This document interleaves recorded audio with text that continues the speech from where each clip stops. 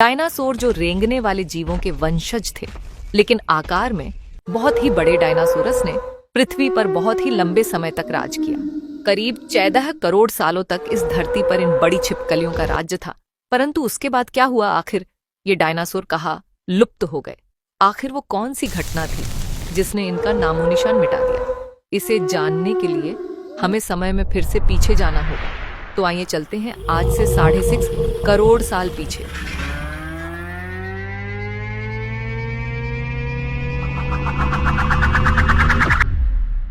दोस्तों, आज से करीब 6.5 करोड़ साल पहले धरती का मौसम काफी सुहाना था। चारों तरफ पेड़ पौधे, सूरज की धूप, समुद्र से आती ठंडी ठंडी हवाएं और ये डायनासोर इस धरती पर मौजूद हुआ करते थे। परंतु यहाँ डायनासोर के अलावा एक और प्रजाति भी थी जो आकार में बहुत ही छोटी थी और ये आज के चूहे जैसा दिखती थी। असल मायनों में ये ही हमारे प्राचीन पूर्वज थे और आगे चलकर हम इन्हीं से विकसित होने वाले थे। ये थे मैमल्स यानी स्तनधारी जीव। आपकी जानकारी के लिए मैं बता दूं कि डायनासोर अंडे देते थे, लेकिन मैमल्स अंडे नहीं देते हैं और हम इंसान भी एक मैमल्स है। उस वक्त ये मैमल्स डायनासोर के डर से जमीन के अंदर बिलों में छुप कर रहते थे और इनकी यही खासियत इनके लिए वरदान बनने वाली थी। जब ये सारे जीव आराम से धरती में अपना जीवन बिता रहे थे, उस वक्त 10 किलोमीटर के डायामीटर वाला एक एस्टेरॉयड सीधे धरती की ओर बढ़ रहा था।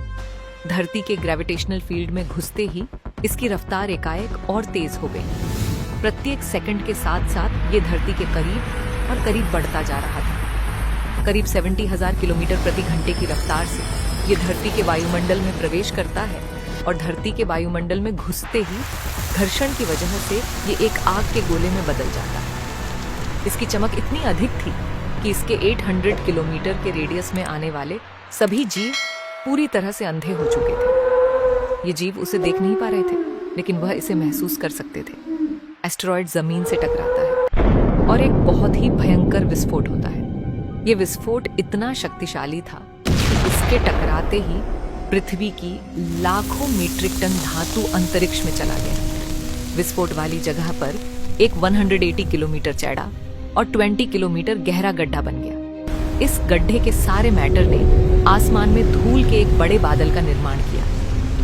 इतनी बड़ी टक्कर की वजह से भूकंप की तरंगें धरती के क्रस्ट में कई किलोमीटर दूर तक चली गई। इस वजह से समुद्र में विशालकाय लहरों का निर्माण हुआ और एक के बाद एक सुनामी की लहरें चारों तरफ बढ़ने लगी। धरती के महाविनाश की प्रक्रिया का आरंभ हो चुका था। इस विस्फोट में रेडिएशन की मात्रा इतनी बढ़ गई कि इसके 800 किलोमीटर के दायरे में आने वाले सभी जीव जलकर पूरी तरह से राख बन गए। बादलों के अंदर मौजूद सारा पानी इस गर्मी के कारण भाप में बदल गया। इस महाविनाश में उड़ने वाले जीव इन जमीनी खतरों से बच गए थे, लेकिन ये तो बस महाप्रलय की शुरुआत थी।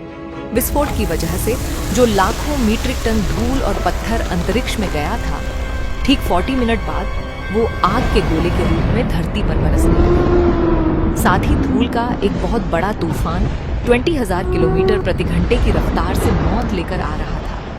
ये धूल के बादल कई किलोमीटर मोटे थे, जिसकी वजह से धरती पर सूरज की रोशनी का पहुंच पाना असंभव हो गया था। कई सालों तक धरती पर सूरज की रोशनी पहुंच ही नहीं पाई और इसके परिणाम स्वरूप धरती पर पेड़ पौधों की लगभग सारी आबादी खत्म हो गई थी। इस बादल ने धरती को चारों तरफ से ढक लिया था। विस्फोट के 90 मिनट बाद धरती का तापमान 150 डिग्री सेल्सियस तक चला गया। इसकी वजह से जो डायनासोर विस्फोट के इलाकों से बहुत दूर थे, वे भी इस गर्मी से बच नहीं पाए। इस महाप्रलय में धरती के कुल 75% आबादी पूरी तरह से साफ हो गई थी, लेकिन ये महाप्रलय किसी के लिए फायदेमंद साबित होने वाला था। डायनासोर का अंत एक नई प्रजाति के लिए सुनहरा अवसर था। मैमल्स जिन्होंने खुद को इस महाविनाश से बचा लिया था। अत्यंत गर्मी से बचने के लिए ये जमीन के अंदर रहने लगे और जिंदा रहने के लिए इसने सब कुछ खाना शुरू कर दिया। महाप्रलय के कुछ लाख साल बाद अब धरती पूरी तरह डायनासोर से मुक्त हो चुकी थी और धरती पर एक नई शुरुआत की प्रक्रिया चल रही थी। इस नई दुनिया में हमारे प्राचीन पूर्वज समय के साथ साथ विकसित हो रहे थे। अब यह आकार में पहले से काफी बड़े हो चुके थे, परंतु यह अब भी देखने में हमारी तरह बिल्कुल नहीं लग रहे थे। क्योंकि इनसे आगे चलकर कई अन्य प्रजातियां में विकसित होना था। आज से करीब 4.7 करोड़ साल पहले अब धरती का वातावरण लगभग पूरी तरह से आज के समान बन चुका था। इस वक्त धरती का तापमान 24 डिग्री सेल्सियस था और धरती का 1 दिन करीब करीब 24 घंटों का होता था।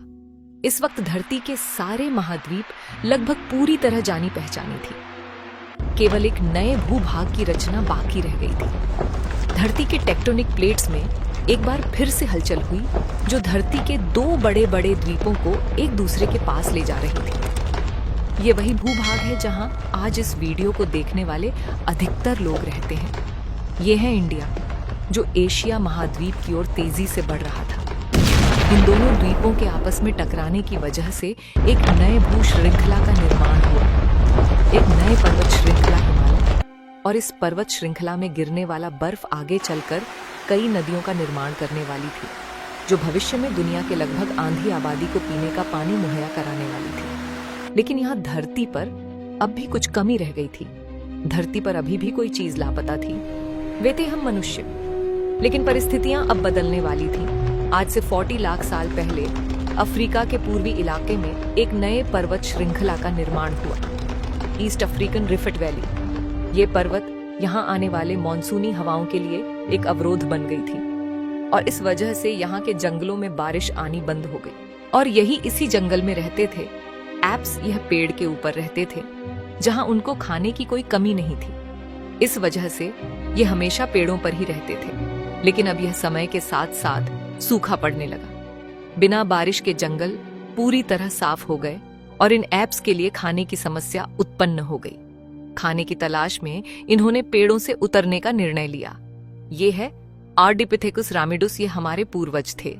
कई हजारों सालों के विकास क्रम के बाद हमारे पूर्वज अब 2 पैरों पर चलने लगे। इससे ऊर्जा कम खर्च होती थी और ये चलते हुए भी खा सकते थे।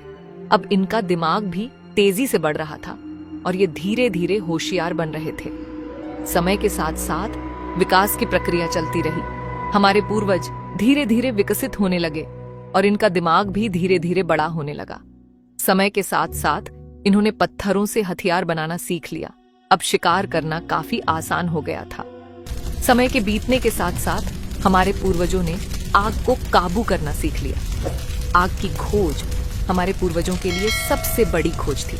यह उन्हें गर्मी, रोशनी और अंधेरे में सुरक्षा देती थी और इसी वजह से अब परिवार भी बनने लगे। हमारे पूर्वज अब साथ साथ रहने लगे, इससे वे सुरक्षित रहते थे।